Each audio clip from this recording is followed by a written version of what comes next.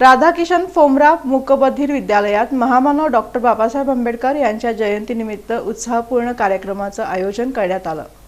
सोलापुरातील राधाकिशन फोमरा मूकबधिर विद्यालयात महामानव डॉक्टर बाबासाहेब आंबेडकर यांच्या जयंतीनिमित्त उत्साहपूर्ण कार्यक्रमाचं आयोजन करण्यात आलं। या कार्यक्रमात शाळेचे सचिव तथा प्रमुख पाहुणे सुनील दावडा यांनी उपस्थितांना मार्गदर्शन केलं।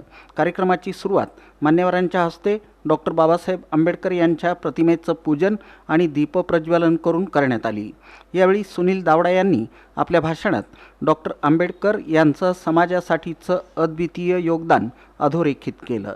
प्रारंभी वाचा उपचार शिक्षक अजित पाटील यांनी प्रास्ताविक केलं। त्यानंतर प्रमुख पाहुणे सुनील दावडा यांचा सत्कार शाळेच्या मुख्याध्यापिका क्षितिजा गाताडे यांच्या हस्ते करण्यात आला। या प्रसंगी शाळेतील शिक्षक कर्मचारी मोठ्या संख्येनं उपस्थित होते।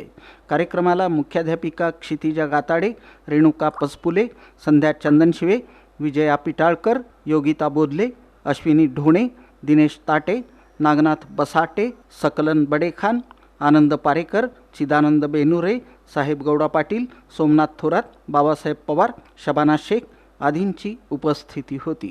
कार्यक्रमाचं सूत्रसंचालन आणि आभार प्रदर्शन अजित पाटील यांनी केलं।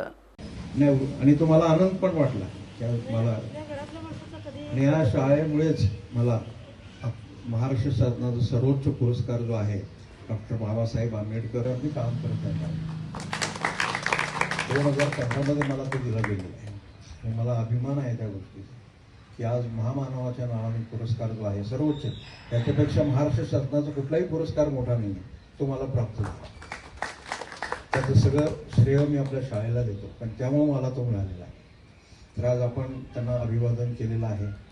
महामानव यांची आज जयंती फक्त भारत देशात नाही तर जवळजवळ एक 10 ते 12 परदेशामध्ये पण सगळीकडे उत्सव साजरा केला जातो।